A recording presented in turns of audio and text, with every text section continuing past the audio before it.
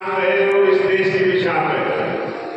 मेरे से पहले वक्ता रामचंद्र जागड़ा जी ने विस्तार से आपको प्राचीन इतिहास के बारे में बताया और अंग्रेजों ने जिस प्रकार से हमारे उस समय जो रियासतें होती थी, जब देश आजाद हुआ तो 565 रियासतें थी और 562 रियासतों को जो हमारे देश के पहले गृह मंत्री और सरदार वल्लभ भाई पटेल उन सबने इस देश में मिलाने के बाद ये देश नहीं हुआ। ये इतिहास आप सबको पता है। और ये जो जम्मू कश्मीर की जो 3 रियासतें बची थी उनका विवाद आप सबने देखा है। रामचंद्र जागड़ा जी ने बटन दबाकर 370 धारा को खत्म करने का काम किया। वो भी हमारे देश में और देश के प्रधानमंत्री नरेंद्र मोदी जी ने और अमित शाह जी ने जिस प्रकार से इस देश को एक ऐसा राष्ट्र बनाने का जो प्रयास 2014 के बाद हुआ, देश को 1947 में आजाद हुआ, लेकिन जो इस देश की खूबसूरती, इस देश में छोटे छोटे बसने वाले समाजों की जो चिंता की है वो देश के प्रधानमंत्री नरेंद्र मोदी जी ने की। आप सबने देखा भी होगा, अगर प्रधानमंत्री की जाति का आकलन करोगे तो जो यहाँ महिला राज्यसभा के आदमी बैठे हैं आपसे भी छोटी है उनकी गुजरात से, लेकिन गुजरात की जनता ने मुख्यमंत्री बना और पूरे देश की जनता ने प्रधानमंत्री बनाने का काम किया। आज किसी भी समाज में कोई भी अच्छा व्यक्ति हो सकता है, लेकिन उसकी गुणों की चर्चा करना समाज की जिम्मेवारी होती है। और मैं धन्यवाद करूंगा पूरे समाज का जो आपने रणवीर रोहिला के इतिहास को जनता तक पहुंचाने का काम किया है। और आज 822 में जो जयंती बनाने का अवसर आपने उसमें हमें भी बुलाया, इसलिए मैं आप सबका बहुत बहुत धन्यवाद करता हूँ, आभार व्यक्त करता हूँ।